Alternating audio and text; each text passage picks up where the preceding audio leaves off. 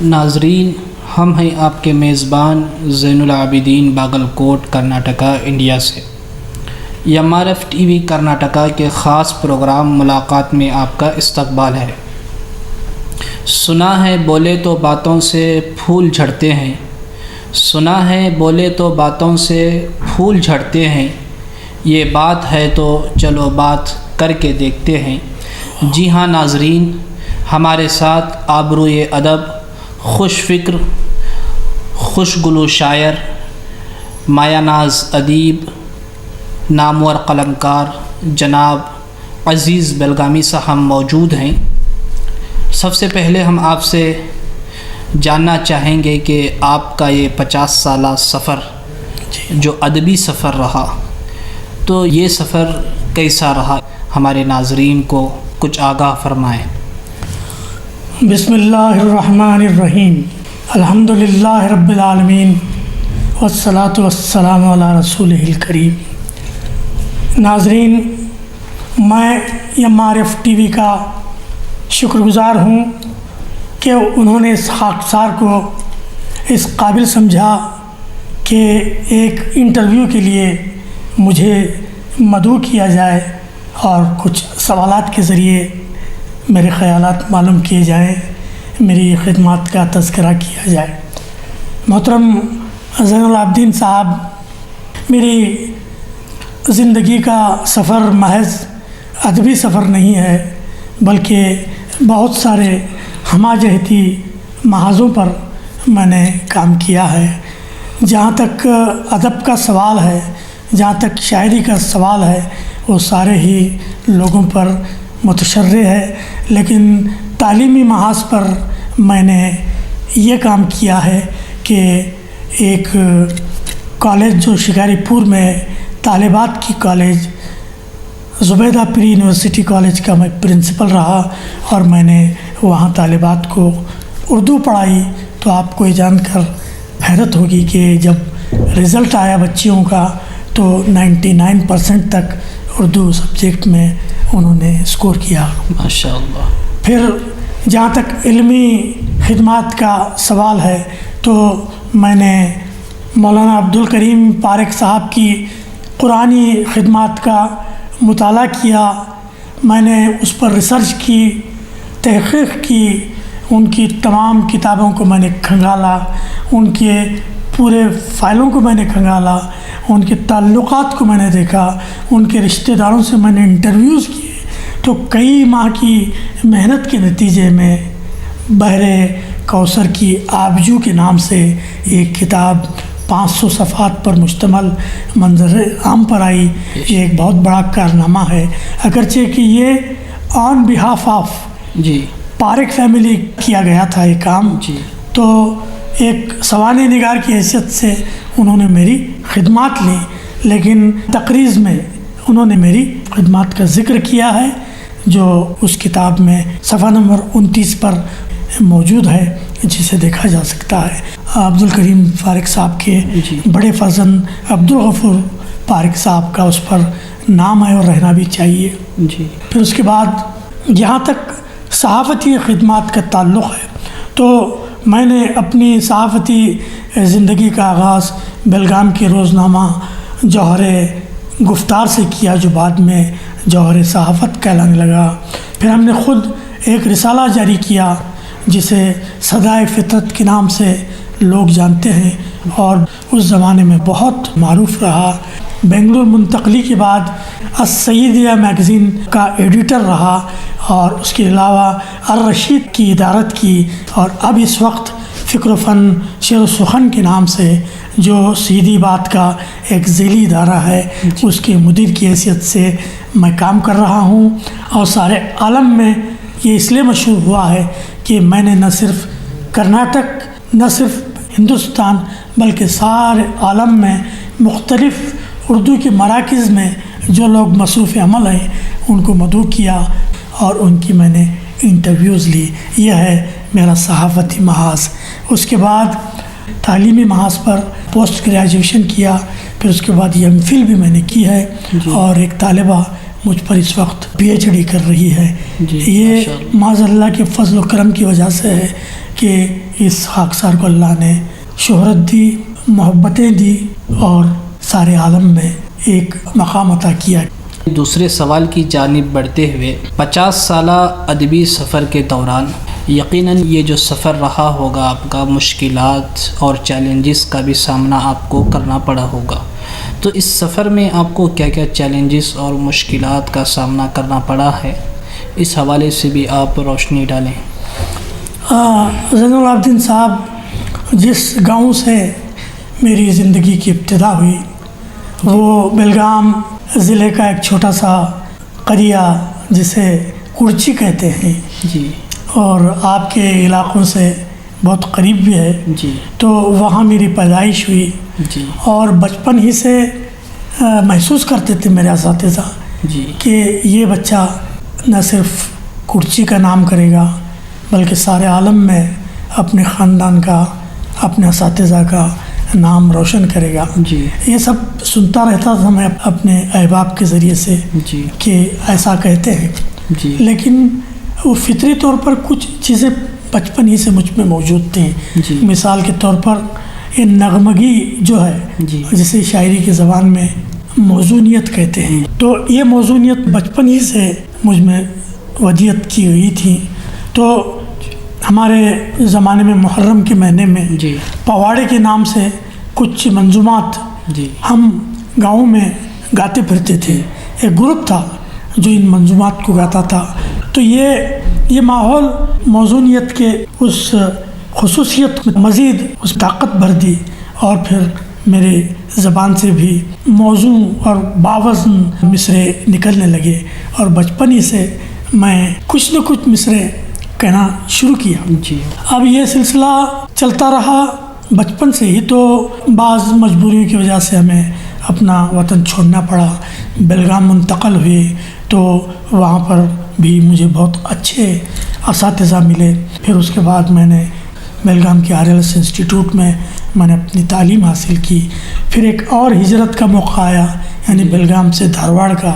بیلگام سے دھارواڑ منتقلی کے بعد BSc 2 اور BSc 3 میں بھی میری اپنی ایکسٹرا کریکولر ایکٹیویٹیز کا کام جاری رہا. میری BSc کے بعد مجھے اسٹیٹ بینک آف انڈیا میں ملازمت ملی. یہ ملازمتی سلسلہ بھی تقریباً 20-22 سال تک جاری رہا.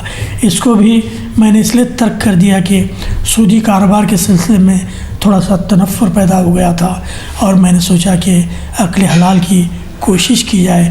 تو مجھے ایک کالج کی، جیسا کہ میں نے عرض کیا، پرنسپل شپ ملی، اور اب اس وقت فکر و فن شعر و سخن کے لیے مستقل خدمات انجام دے رہا ہوں.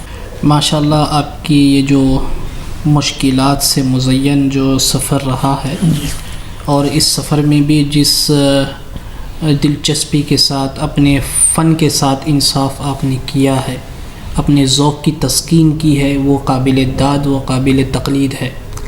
تو آپ کا ایک شعر ہے، قدردانی کی امیدوں میں ہوئی عمر تمام. جی.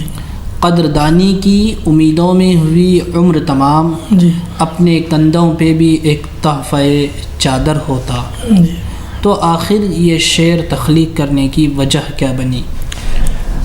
زین العابدین صاحب شاعر اشاروں کنایوں میں بہت سی باتیں کہہ جاتا ہے. لوگوں کو لگتا ہے کہ عام عوام کے لیے اس کو پیش کیا گیا ہے، لیکن کچھ اپنی رداد، اپنی آبیدی بھی اس میں ہوتی ہے. جیسے ہی میں نے یہ غزل پوسٹ کی تھی تو آپ نے ایک کمنٹ کیا تھا کہ عزیز صاحب اس میں تو آپ کی آپ بیتی نظر آ رہی ہے. جی جی بالکل. تو بات تک تو آپ پہنچ گئے. جی. لیکن یہ اصل میں ان تمام فنکاروں کی بات ہے، ان کا المیہ ہے. جی. کہ جو لوگ واقعی خدمت انجام دے رہے ہیں، ان کے جو مداح ہیں، ان کے چاہنے والے ہیں، ان کی اصل قدر نہ کر سکے. جی. میرا اپنا فلسفہ یہ ہے کہ دنیا قدر کرے نہ کرے، جی. لیکن اللہ تعالیٰ بہترین قدردان ہے. بالکل. وہ اپنے بندوں کی قدردانی کرتا ہے. اگرچہ دنیا میں ممکن ہے کچھ اجر نہ ملے، لیکن آخرت میں اجر محفوظ رہے گا. لیکن پھر بھی میں کہتا ہوں کہ قوم کو اپنے باصلاحیت لوگوں کو سنبھالنا چاہیے، ان کی قدر کرنا چاہیے۔ میں اس شعر میں نے کیا کہا ہے، ایک شال پوشی کی تو بات کی ہے، تحفہ چادر کا جو ذکر کیا ہے میں نے، یہ شال پوشی کی تو بات کی ہے، ایک شال تو کم سے کم پیش کرنا چاہیے اپنے فنکاروں کو۔ یہ ایک عام فضا ہے جو میرے سامنے ہے اور اس شعر کی شکل میں میری زبان سے جاری ہو گئی ہے بس۔ جی، تو دراصل یہ جو آپ بیتی کے ساتھ جگ بیتی بھی ہے، جی بالکل، جو آپ نے بیان کرنے کی کوشش کی ہے، جی ہماری خواہش کے درجے میں آپ سے یہ درخواست ہے کہ آپ اپنا ایک پسندیدہ کلام جی ہمارے ناظرین کو پڑھ کر سنائیں۔ تحت میں ہی میں اپنا کلام پیش کرنا جی بالکل چاہوں گا۔ عرض کرتا ہوں کہ ایسا نہیں کہ آپ کے جذبات ٹھیک تھے، جی، ایسا نہیں کہ آپ کے جذبات ٹھیک تھے، سب کچھ تھا ٹھیک جب میرے حالات ٹھیک تھے، کیا بات ہے، جی، سب کچھ تھا ٹھیک جب میرے حالات ٹھیک تھے، کیوں کر مزاج صبح کو سب کے بدل گئے، کیوں کر مزاج صبح کو سب کے بدل گئے، اتوار محسنوں کے تو کل رات ٹھیک تھے، اتوار محسنوں کے تو کل رات ٹھیک تھے، ہنستے ہیں حادثات پہ اب کھل کھلا کے لوگ، ہنستے ہیں حادثات پہ اب کھل کھلا کے لوگ، تھے ہم نوا جب اشک تو صدمات ٹھیک تھے ہم نوا جب اشک تو صدمات ٹھیک تھے، خوئے قبولیت سے ہیں محروم نیکیاں، خوئے قبولیت سے ہیں محروم نیکیاں، جب تک زکوٰۃ دی گئی صدقات ٹھیک تھے، جب تک زکوٰۃ دی گئی صدقات ٹھیک تھے۔ آخری شعر ہے، ان قبلہ معتمم کو نظر کس کی لگ گئی، ان قبلہ معتمم کو نظر کس کی لگ گئی، اب تک تو مدرسے کے حسابات ٹھیک تھے، اب تک تو مدرسے کے حسابات ٹھیک تھے، پانی فری تھا دلی بجھائی نہ جا سکی، پانی فری تھا دلی بجھائی نہ جا سکی، گو عام حکمراں کے بیانات ٹھیک تھے، گو عام حکمراں کے بیانات ٹھیک تھے، ایسا نہیں کہ آپ کے جذبات ٹھیک تھے، سب کچھ تھا ٹھیک جب میرے حالات ٹھیک تھے۔ بہت بہت شکریہ عزیز بلگامی صاحب آپ کا۔ ہم آپ سے آخر میں ایک گزارش کرنا چاہیں گے کہ MRF TV کرناٹکا کے حوالے سے آپ اپنے زرین خیالات و تاثرات اور مفید مشوروں کا اظہار فرمائیں۔ زین العابدین صاحب، میں سیدھی بات سے وابستہ ہوں، میں جانتا ہوں کہ ایک ٹی وی چینل چلانا اس دور میں کس قدر مشکل کام ہے، اور گزشتہ 5 سال سے انٹرویوز لے رہا ہوں، لوگوں سے ملاقاتیں کر رہا ہوں، اس اسٹوڈیو کو سیٹ اپ کرنے، اس کا پورا ڈیجیٹل نظام قائم کرنے میں جو دشواریاں ہیں اس سے میں خوب واقف ہوں۔ آپ سے میری مسلسل گفتگو ہوتی رہی جی، اور آپ کبھی دوردرشن کے بارے میں، کبھی ہمارے اپنے چینل کے بارے میں مجھ سے استفسار کیا کرتے تھے۔ جی، اچانک آپ ایک اسکرین پر آپ نمودار ہوئے جی، اور آپ نے ایک چھوٹا سا اقتباس وہاں پیش کیا، اور میں حیرانی میں ڈوب گیا کہ کسی اطلاع کے بغیر آپ ایک ایسے اسکرین پر جلوہ افروز ہیں جو ٹیکنیکلی بہت ہی ایڈوانسڈ ہے جی، اور آج کے دور کے تقاضوں کو پورا کرتا نظر آ رہا ہے۔ جی، حالانکہ مجھے بالکل توقع نہیں تھی کہ ایسا کوئی اسکرین ہوگا جی، یوٹیوب کا، اور اس پر آپ ہوں گے، اور اس کا سیٹ اپ ایسا ہوگا جیسے عام طور پر اس وقت بڑے بڑے چینلز کا دکھائی دیتا ہے۔ بعد میں جب میں نے آپ سے استفسار کیا تو آپ نے اس کی تفصیلات بتائیں، اور میں بہت خوش ہوا۔ میں کیا کہوں آپ سے کہ ڈاکٹر حافظ عبدالوہاب صاحب کی کوششوں کے نتیجے میں یہ جو چینل وجود میں آیا ہے، اور جس پر اب آپ بھی نظر آنے لگے ہیں، جی، تو میں سمجھتا ہوں کہ آپ علماء کا جو لباس ہوتا ہے اس کو دیکھ کر سمجھتے ہیں کہ یہ لوگ دور حاضر کے تقاضوں کو کیا جانتے ہوں گے، لیکن مجھے حیرت ہے کہ آپ جیسے حضرات نے پوری ٹیکنیکل قابلیت کے ساتھ، ٹیکنیکل نو کے ساتھ آپ نے اس چینل کو کھڑا کیا ہے۔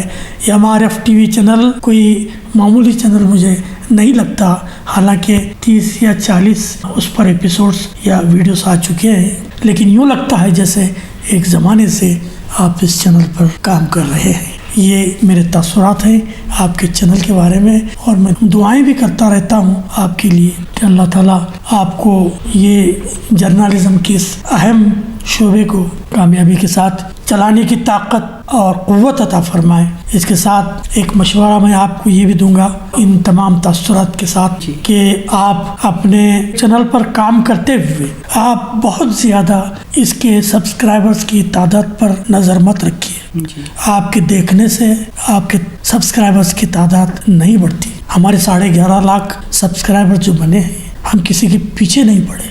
البتہ ریکویسٹ کرتے رہیے سبسکرپشن کے لیے، لیکن مسلسل اس پر نظر رکھیں گے تو آپ اچھی کوالٹی کے پروگرام نہیں دے سکیں۔ یہ چیز میں اپنے تجربے کی بنیاد پر کہہ رہا ہوں، اور ہوتا یہ ہے کہ بہت آہستہ سے آپ کے سبسکرپشن کی تعداد بڑھتی ہے۔ ہاں کبھی کبھی دیکھ لیا کیجیے، لیکن بالکل اس کی پرواہ کیے بغیر کہ کس قدر بڑھ رہے ہیں، رفتار کیا ہے، آپ اپنے کام میں لگے رہیں، کوالٹی پروگرام پیش کریں۔ آپ کا کنٹینٹ آپ کو آپ کے سبسکرائبر سے دلائے گا۔ آپ کا ظاہری رکھ رکھاؤ تو یقیناً اثر کرے گا، لیکن کسی چینل کی، خاص طور سے ایک اردو چینل کا جہاں تک معاملہ ہے، اس کے لیے بہترین کنٹینٹ کی ضرورت ہے۔ بہترین کنٹینٹ جمع کیجیے، بہترین شخصیات کو آپ اپنی ٹیم میں شامل کیجیے، پھر دیکھیے کہ آپ کا چینل فضاؤں میں اڑتا چلا جائے گا۔ پھر تیسری بات یہ کہ آپ یہ نہ دیکھیں کہ آپ کے سامعین آپ سے کیا چاہتے ہیں، آپ یہ دیکھیں کہ آپ اپنے سامعین کو اپنی طرف سے کیا دینا چاہتے ہیں۔ اگر عوام کا خیال رکھیں گے، اپنے قارئین کا خیال رکھیں گے، اپنے ناظرین کے ذوق کا آپ خیال رکھیں گے، تو آپ کو اپنی سطح سے ان کی سطح تک نیچے آنا پڑے گا۔ ایک چینل کا کام یہ ہے کہ آپ اپنی سطح تک ان کی سطح کو لائیے، ان کے معیار کو بلند کیجیے، ان کے لہجوں کو بلند کیجیے۔ مثال کے طور پر آپ نے جو ہندی لفظ استعمال کیا ابھی، سواگت کی جو بات ہے، یہ سواگت ہم آپ کا استقبال کرتے ہیں، یہ بہت معروف ہے لفظ۔ مثال کے طور پر بول رہا ہوں آپ کو میں کہ غیر ضروری طور پر محض عوام کی خواہش پر اپنی لفظیات کو، اپنے رکھ رکھاؤ کو، اپنے سلیقے کو بدلنے کی ضرورت نہیں ہے۔ آپ اپنے قارئین، آپ کے ناظرین کو سلیقہ شعار بنانا ہے، ان کے معیار کو، ان کی علمی معیار کو اوپر اٹھانا ہے۔ یہ میں کچھ سوچتا ہوں ان چیزوں کے بارے میں، آپ سے بات چیت ہوتی رہتی ہے۔ اس کا خیال رکھیے، آپ کا چینل بہت دمدار اور طاقتور ہو جائے گا۔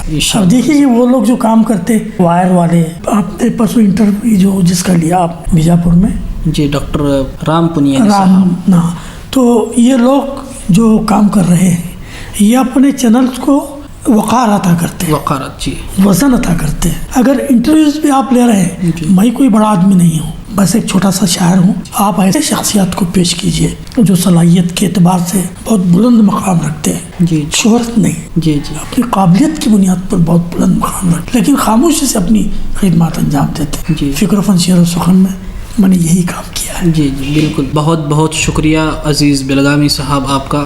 ناظرین، یہ تھے ہمارے آج کے خاص مہمان جو اپنی طبیعت کی ناسازی کے باوجود ہمارے ساتھ جڑے رہے اور ہمیں انٹرویو دینے کے لیے تیار ہوئے۔ بلگامی صاحب کا جتنا بھی شکریہ ادا کیا جائے کم ہے، تو انشاءاللہ اگلے ایپیسوڈ میں، اگلے ملاقات میں کسی اور شخصیت کے ساتھ آپ کو روبرو کرائیں گے۔ تب تک کے لیے آپ کے میزبان زین العابدین باگل کوٹ کو اجازت دیں۔